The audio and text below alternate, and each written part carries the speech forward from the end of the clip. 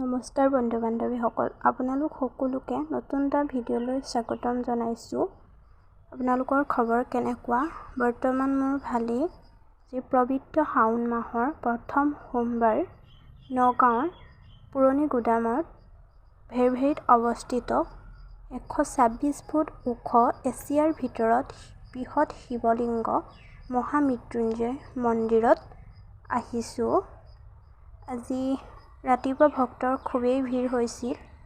এতিয়া আমি সন্ধিয়া সময়ত আহিছোঁ, তথাপিও অলপ ভিৰ হ'ব ধৰিছে। ভিডিঅ'টো আপোনালোকে চাই থাকিব, স্কিপ নকৰিব আৰু কমেণ্টত হৰ হৰ মহাদেৱ বুলি লিখিবলৈ নাপাহৰিব। চাই থাকক। আমি এতিয়া চাকি দিবৰ বাবে গৈ আছোঁ। শাওণৰ মাহতে শিৱৰ পুণ্য তিথি কান্ধতে জলভাৰ ললে বাবাৰ ভক্তগণে পদযাত্ৰা কৰি লৈ বল বম বোলে।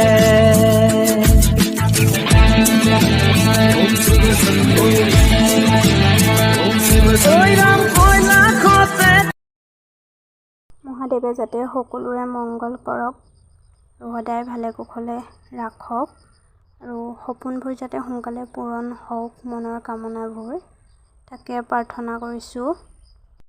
সন্ধিয়া সময়ত আহিলে সঁচাই বহুত ভাল লাগে। মন্দিৰৰ সন্ধিয়া ভিউটো চাওকচোন, কিমান সুন্দৰ লাগিছে। চাই থাকক। আমি এতিয়া ভিতৰলৈ গৈ আছোঁ। সতী পাৰ্বতী ৰে পতি তুমি মহাদেৱ, 33 কোটি দেৱতাৰে তুমি আদিদেৱ, ত্ৰিশূলধাৰী তুমি, ত্ৰিনয়ন তুমি, ত্ৰিলোকৰে পতি হৰ হৰ মহাদেৱ। ভিতৰৰ পৰিৱেশটো চাওকচোন, কিমান মানুহৰ ভিৰ হৈছে।